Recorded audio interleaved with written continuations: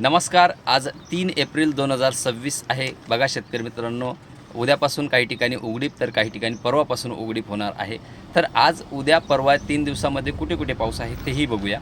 आजचा पाऊस हा कोल्हापूर जिल्हा, रत्नागिरी, सांगली, सातारा, इंदापूर, पुणे, सोलापूरचा उत्तर भाग, पश्चिम महाराष्ट्रातील एवढ्या जिल्ह्यांना पाऊस पडण्याची शक्यता राहणार आहे. बाकीच्या ठिकाणी तुरळक ठिकाणी राहील.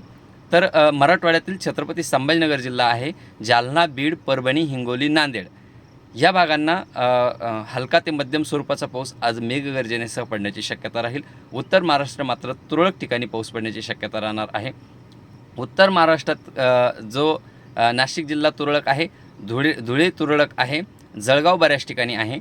त्यात विदर्भात मात्र बुलढाणा, अकोला, अमरावती, वाशिम, वर्धा, यवतमाळ या भागांना पावसाचा जोर हा जास्त असणार आहे.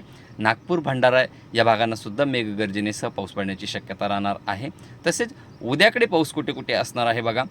नाशिक, धुळे आणि शहादा यांचा फक्त उत्तर भाग जो गुजरातला लागून आहे या भागांना ठिकठिकाणी पाऊस पडण्याची शक्यता राहणार आहे. तर उत्तर महाराष्ट्रातील बाकीच्या भागांना तुरळक ठिकाणी किंवा काही ठिकाणी पाऊससुद्धा पडणार नाही.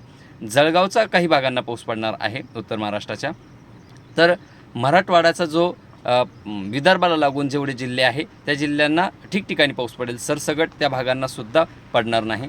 छत्रपती संभाजीनगरचा सिल्लोड, सोयगावला उद्याकडे पाऊस पडेल. तर बाकीच्या उर्वरित भागांना तुरळक ठिकाणी राहणार आहे. म्हणजे छत्रपती संभाजीनगरचा वैजापूर, गंगापूर इकडच्या भागाला पावसाची शक्यता खूप कमी उद्याकडे आहे. म्हणजे या भागांना पाऊस पडण्याची शक्यता ही नाही. तर बुलढाणा, अकोला, अमरावती, वाशिम, वर्धा, यवतमाळ, नागपूर, भंडारा, गोंदिया, चंद्रपूर या भागांनासुद्धा 4 तारखेला पावसाचा जोर हा जास्त असणार आहे. मेघगर्जना, विजांचा कडकडाट या भागांना होण्याची शक्यता आहे. म्हणजेच विदर्भात पावसाचा जोर हा आजचा उद्याचा खूप आहे. 5 तारखेला फक्त पूर्व विदर्भाकडे पाऊस राहील. बाकी उर्वरित महाराष्ट्रात 5 तारखेला कुठेही पावसाची शक्यता ही जास्त नाही.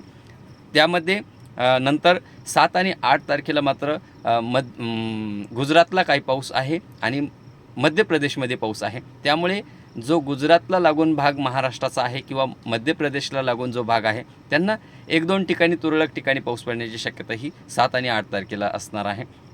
आणि त्यानंतर पुन्हा 15, 16, 17च्या आसपास पुन्हा पूर्व विदर्भाकडे तुरळक ठिकाणी पाऊस पडण्याची शक्यता राहणार आहे. आणि मराठवाड्याचा दक्षिणी पश्चिमी भाग जो आहे, पूर्व भाग जो आहे त्या भागांना तुरळक ठिकाणी राहील. तो बी कर्नाटक बाउंड्रीच्या आसपास 1-2 ठिकाणी आणि तेलंगणाच्या बाउंड्रीच्या आसपास 1-2 ठिकाणी पाऊस पडण्याची शक्यता राहील. तो सर्व दूर नाही. त्यामुळे शेतकरी मित्रांनो, या हवामानाचा अंदाज घेऊन आपल्याला शेतीची कामे करायची आहे. 5 तारखेला फक्त पूर्व विदर्भाकडे पाऊस आहे. बाकीच्या उर्वरित महाराष्ट्रात उघडीप होणार आहे.